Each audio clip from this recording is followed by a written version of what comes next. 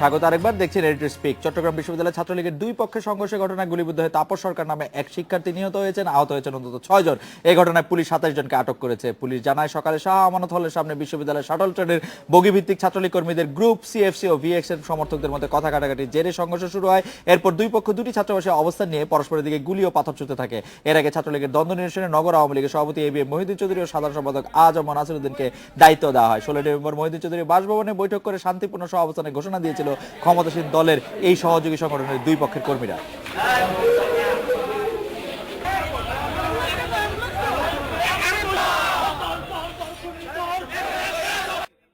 হঠাৎ আমাদের উপর ইট পাটকেল এবং গুলি বসানো শুরু হয়েছে। আমরা আমানত হলে ছিলাম, হঠাৎ আমাদের ছোট ভাই গুলিবিদ্ধ হয়েছে। আমরা সাথে সাথে মেডিকেল নিয়ে গেলাম।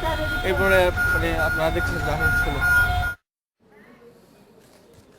এই বিষয়ে আরো জানাতে আমাদের সঙ্গে যোগ দিচ্ছেন চট্টগ্রাম আমাদের আবাসিক প্রতিনিধি মামুন আব্দুল্লাহ এবং চট্টগ্রাম বিশ্ববিদ্যালয় ক্যাম্পাস থেকে যোগ দিচ্ছেন সহকর্মী অনুপম শীল। আমি প্রথমে অনুপম শীলের কাছে জানতে চাইবো যে চট্টগ্রাম বিশ্ববিদ্যালয়ের এই মুহূর্তের অবস্থা কেমন, যে সকালে একজন ছাত্র মারা গিয়েছেন, তার জের প্রভাব বা অন্য কোনো কিছু এই মুহূর্তে রয়েছে কিনা? অনুপম শীল।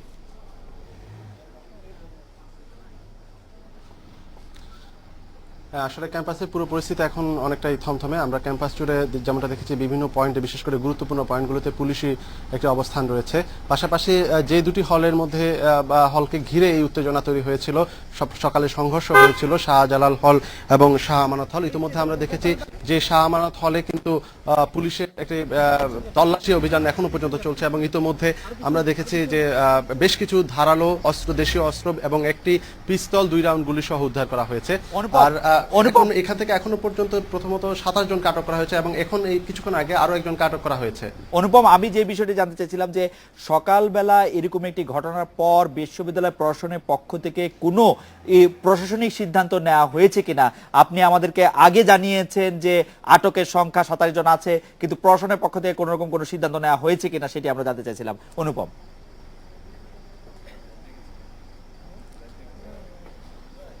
হ্যাঁ, এখনো আসলে এই যে পুলিশি অভিযান বা পুলিশের যে তল্লাশি অভিযান, এটা পুরোপুরি বলা হচ্ছে যে প্রশাসনের পক্ষ থেকে জানানো হচ্ছে। আমরা ভিসির সাথে কথা বলেছিলাম, তো ভিসি এই বিষয়ে বলছেন সন্ধ্যা 6টার দিকে ওনারা একটি জরুরি সিন্ডিকেট সভা ডেকেছেন এবং সেই সিন্ডিকেট সভা থেকে পরবর্তী করণীয় অর্থাৎ ক্যাম্পাসকে শান্ত এবং লেখাপড়ার উপযোগী রাখার জন্য পরবর্তী সিদ্ধান্ত নেওয়া হবে বলে ভিসি আমাদেরকে জানিয়েছেন।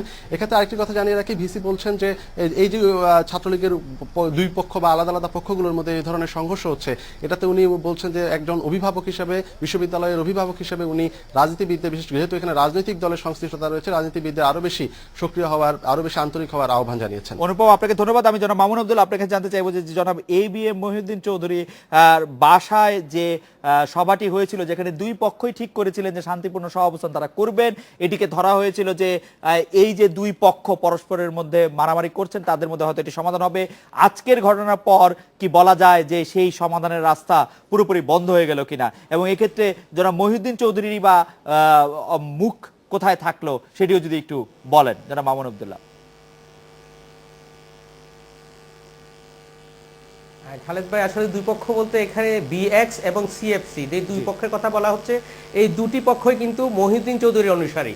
অর্থাৎ দুপক্ষই একসময় মহিউদ্দিন চৌধুরীর অনুসারী ছিলেন এবং বিশ্ববিদ্যালয় প্রশাসন কিছু ছাত্রের বিরুদ্ধে অনৈতিক কাজের জড়িত থাকার অভিযোগ পাওয়ার পর তাদের বিরুদ্ধে যখন ব্যবস্থা নিল, তখন তারা অন্য একটি পক্ষ হয়ে গেল। অর্থাৎ যে পক্ষটি এখন দুপক্ষই মহিউদ্দিন চৌধুরীর অনুসারী, এক পক্ষ বিশ্ববিদ্যালয়ে অবস্থান করছিল, যাদের বিরুদ্ধে কোনো অভিযোগ নাই, আর আরেক পক্ষ শহরে অবস্থান করছিল, তারা ক্যাম্পাসে যেতে পারছিল না, তারা সিএফসি নামে পরিচিত। এই সিএফসি পক্ষকে যে 16 তারিখ যে বৈঠক হয়েছিল, সেই বৈঠকের মাধ্যমে সিএফসির যারা বাহিরে ছিল তাদেরকে বিশ্ববিদ্যালয়ে অবস্থানের সুযোগ করে দেওয়া হয়। এদের মধ্যে অছাত্র সংখ্যা বেশি, এদের বিরুদ্ধে অনেকের বিরুদ্ধে অনৈতিক কাজে জড়িত থাকার অভিযোগ আছে, অনেকে গ্রেপ্তারও হয়েছিল, কিন্তু এদেরকে সমঝোতার মাধ্যমে হলে উঠতে সুযোগ করে দেওয়া হয়। সুযোগ করে দেওয়ার অর্থ এই নয় যে দুইজনের মধ্যে মিলেমিশে এক হয়ে গেছে তারা, কারণ তাদের আদর্শগত দ্বন্দ্ব নয়, এখানে স্বার্থের দ্বন্দ্ব, ব্যক্তির দ্বন্দ্ব, ইগুর দ্বন্দ্ব। দুই পক্ষই মহিউদ্দিন চৌধুরীর অনুসারী এখনও আছেন তারা। অর্থাৎ এক পক্ষ মহিউদ্দিন চৌধুরীর কথা না মেনে ভিসির কথা মানছেন, সেই জন্য তাকে বলা হচ্ছে ভিসি পক্ষ, এবং আরেক পক্ষ মহিউদ্দিন চৌধুরীর সরাসরি কথা মানছেন, যেটা সিএফসি নামে পরিচিত।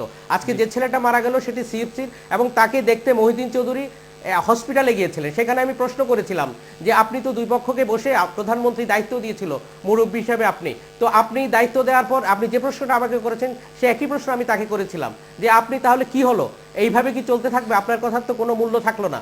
আপনি যে মুরব্বী হিসেবে সবাই মেনেছিল, আপনি সব ঠিক করে দিবেন, কিন্তু এক পক্ষ তো মানলো না, বলে যে অনেকে আগেও এরকম মানতো না, এটা নতুন কিছু নয়।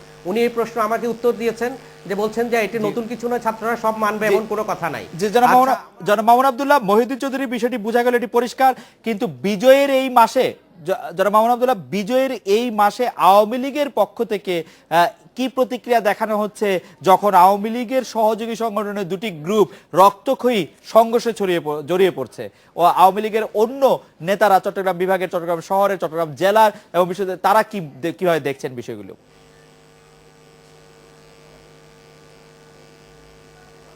চট্টগ্রামের মহিউদ্দিন চৌধুরী একটি প্রতিষ্ঠানে দাঁড়িয়ে গেছেন। মহিউদ্দিন চৌধুরী তিনবার মেয়র ছিলেন, চট্টগ্রাম নগর আওয়ামী লীগের সভাপতি। উনি সবার কাছে মুরব্বী এবং সর্বজন শ্রদ্ধেয়। এই কারণে ওনার মুখের উপর কেউ কোনো কথা বলেন না। এবং আপনারা জেনেছেন গত সংসদ নির্বাচনে দুজন মন্ত্রীকে ঘিরে মহিউদ্দিন চৌধুরীর মধ্যে একটি বিরোধ সৃষ্টি হয়েছিল এবং আওয়ামী লীগ দ্বিধাবিভক্ত হয়ে পড়েছিল।